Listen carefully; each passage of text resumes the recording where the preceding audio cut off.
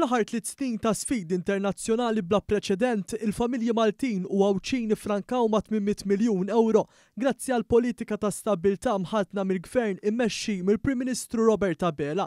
Dan ġie notat mill-Ministru responsabbli mill-Enerġija Mirjam Dalli waqt konferenza tal-aħbarijiet bit-tema is-saħħa lil Maltin. Dalli spjegat li minn Ġunju tal-2021 Gvern Laburista investa xejn anqas minn 632 miljun euro bilan li jżomm stabbli l-prezzijiet tal-enerġija, ma dan kien hemm ukoll investiment ta' 138 miljun euro fil-prezzijiet tal-fuels u 36 miljun euro fil-prezzijiet tal-gass. Ma dawn m'hemmx madut ir-roħs ta' 25% fil-prezzijiet tal-enerġija li kien iddaħħal fis-seħħ 10 snin ilu fl-ewwel sena ta' Gvern Laburista wara li tela fil-Gvern fl-2013.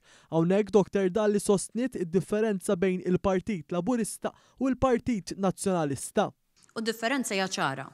Partit Laburista li jaħseb viżjoni u Partit Nazzjonalista li joħroġ bi proposti mingħajr ma jkun qed iqis il-piżijiet li joħloq. Dan huwa gvern dejjem fuq in-naħa tal-poplu. Waqt din il-konferenza kien hemm preżenti wkoll il-kandidat Laburista Għawċi għall-elezzjoni tal-Parlament Ewropew Thomas Bajada. Bajada sostna kif il-politika ta' stabbiltà mħadna minn Gvern Laburista qed tagħti serħan il-moħħ lil familji Għawċin u Maltin. Dan ifisser li l-familji jistgħu jinvestu fil-futur tagħhom u din hi l-politika tal-Partit Laburista li tagħti s-saħħa lil Maltin. U grazzi għal din l-istabilità, il-Gvern illum jista' jħares lejn aktar investimenti li jindirizzaw l-isfidi ta' kull wieħed waħda minna, l-isfidi futuri li għandna bħala pajjiż.